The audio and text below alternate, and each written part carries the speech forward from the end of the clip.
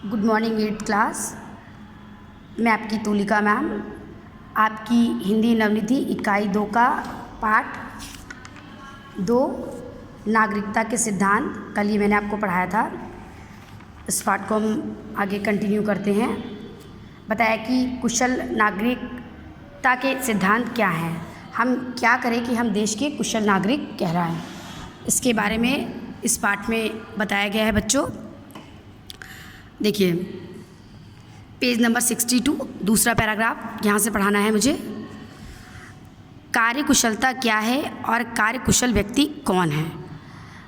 कार्यकुशलता क्या है और कार्य करने में कुशल व्यक्ति कौन है, इसकी हम यहाँ पर विवेचना करेंगे। उसका हम पूरा ब्यौरा लेंगे, विस्तार से बताएंगे कि कार्यकुशलता क्या है और कार्य करने में कुशल व्यक्ति कौन होता है। किसको हम कार्यकुशलता कहेंगे और किसको कहेंगे कि व्यक्ति कार्य करने में कुशल है। तो बच्चों कार्यकुशलता का पहला अंग तो यह है कि हम अपने कार्य को समय से निर्धारित कर उसे अच्छी तरह से जानें। अगर कार्यकुशलता को परिभाषित करना होगा, कार्यकुशलता का परिचय देना होगा, कार्यकुशलता क्या चीज़ है, तो सबसे पहले कार्यकुशलता का पहला अंग हमें जानना होगा कि कार्यकुशलता की बात अगर हम करते हैं तो इसमें सबसे पहली बात यह आएगी कि हम जो भी कार्य कर रहे हैं तो अपने कार्य के समय को निर्धारित करें और अच्छी तरह से जानें कि कार्य क्या है और समय निर्धारित करें कि किस समय वो कार्य हमें करना है। तो कार्यकुशलता का ये पहला अंग है। बच्चों हम लोगों में अधिकतर लोग कार्य उठा तो लेते हैं पर उसे अच्छी तरह जानते नहीं और ना जानने का यत्न ही करते, प्रयास ही करते हैं। बहुत सारे लोग हैं बच्चों, हम लोग कोई भी काम, अधिकतर लोग, ज़्यादातर लोग हैं कि हम लोग कार्य उठा लेते हैं, मतलब कार्य हाथ में ले लेते हैं। कार्य करने के लिए हम कार्य को हाथ में ले लेते हैं, लेकिन उस कार्य को अच्छी तरह से जानने का प्रयास नहीं करते हैं, जानते ही नहीं हैं कि वो कार्य क्या है, उसको हमको कैसे करना है, और ना जानने का यत्न भी करते हैं और ना जानने का प्रयास करते हैं। कार्य तो हाथ में ले लेते हैं लेकिन उस कार्य को हम जानते नहीं हैं। पहली समस्या, अगर जानते नहीं तो हमें जानने का प्रयास करना चाहिए। चलो ठीक है, नहीं जान रहे हैं कोई बात नहीं, कार्य हमने हाथ में ले लिया, जान जाएंगे फिर हम कर लेंगे। लेकिन समस्या कहाँ आती है, कार्य हाथ में लेने के बाद हम उससे जानते नहीं हैं और जानने का प्रयास भी नहीं करते हैं, यत्न भी नहीं करते हैं, प्रयत्न भी नहीं करते हैं कि वो कार्य है क्या, उसको करना कैसे है,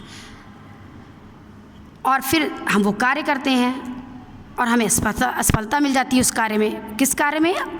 जिस कार्य के बारे में हम जानते नहीं हैं और ना जानने का प्रयास करते हैं किसी से। तो ये तो निश्चित है कि बच्चों जो कार्य हम जान नहीं रहे हैं उसमें हम असफल हो जाएंगे, और जब हम असफल हो जाते हैं तो दूसरों को दोष देते हैं।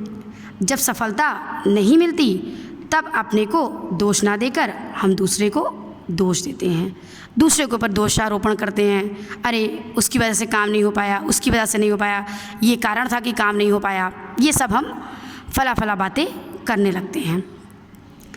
किसी भी कार्य में सफलता प्राप्त करने के लिए बच्चों ध्यान रखिएगा, सबसे महत्वपूर्ण बात है कि हम कार्य को जानें, और नहीं जानते हैं तो कार्य को जानने का प्रयास करें, तभी अपने हाथ में लें, और ले लिया है तो उसे पूरा करें।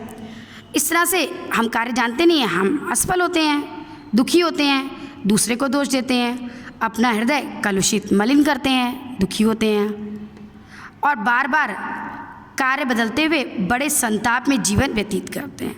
और बार बार कार्य बदलते हैं, हम ये नहीं कर सकते हैं तो चलो हम वो कर लेते हैं, हमसे ये नहीं हुआ तो हम वो करेंगे, वो नहीं हुआ तो ये करेंगे।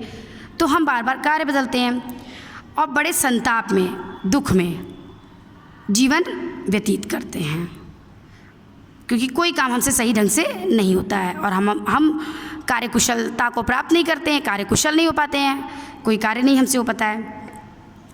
छोटे बड़े सभी कामों में यह देखा जाता है, चाहे छोटा काम हो चाहे बड़ा काम हो, सब में देखा जाता है कि हम बिना जाने परखे काम को हाथ में ले लेते हैं और फिर काम नहीं कर पाते हैं, जानने का प्रयास नहीं करते हैं, फिर काम नहीं कर पाते हैं, फिर दुखी होते हैं।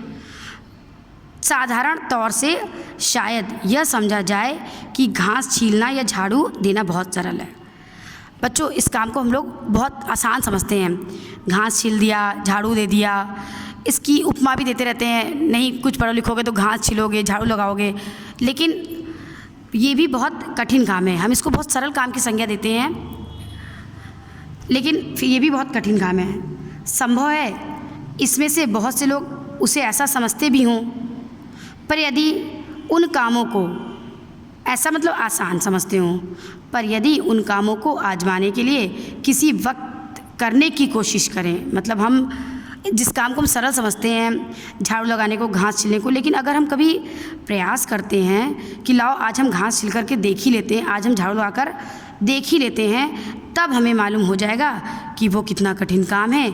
इसके लिए भी शिक्षा की कितनी आवश्यकता है।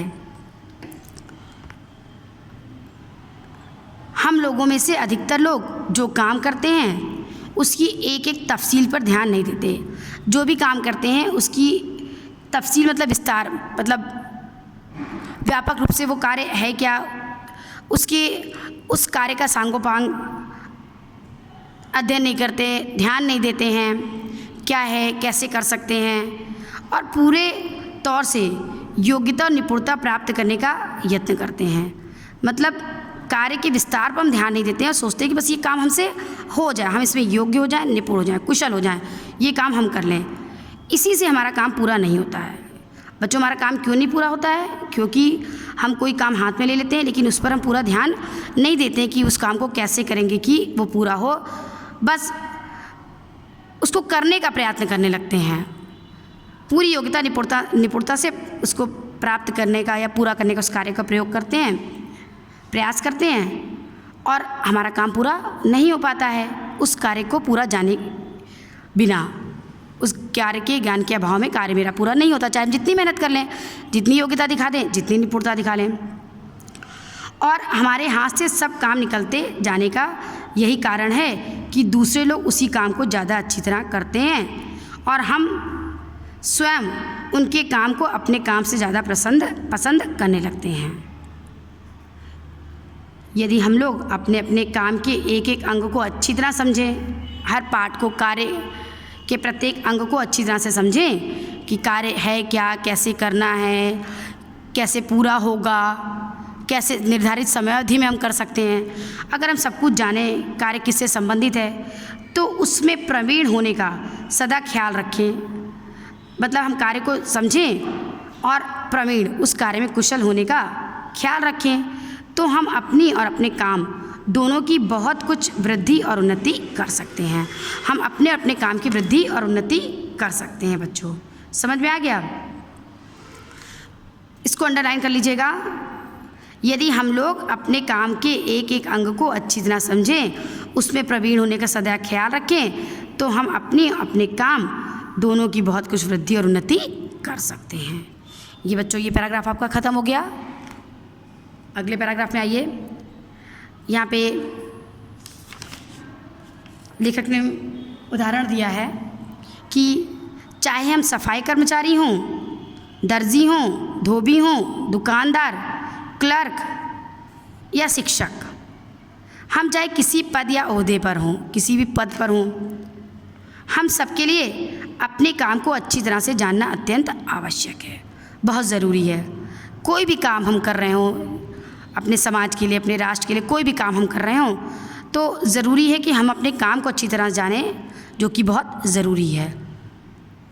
यदि हम सब विविध कामों को अच्छी तरह से करें, तो हम सब पर जो दीनता छाई रहती है वह कम हो, और जो उदासीनता, लापरवाही, कार्य के प्रति हम उदासीन होते हैं, मन नहीं होता है कार्य करने का, या लापरवाही करते हैं, अविवेक, सही गलत नहीं समझ पाते हैं, हम चारों ओर देखते हैं, वह दूर हो जाएंगे।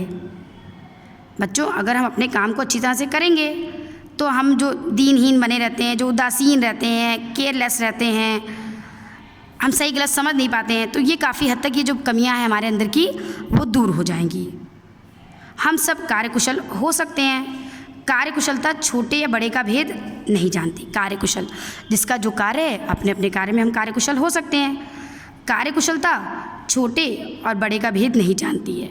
छोटा बड़ा कार्यकुशलता नहीं दिखती है। हर व्यक्ति अपने कार्य की कुशलता के बारे में जाने।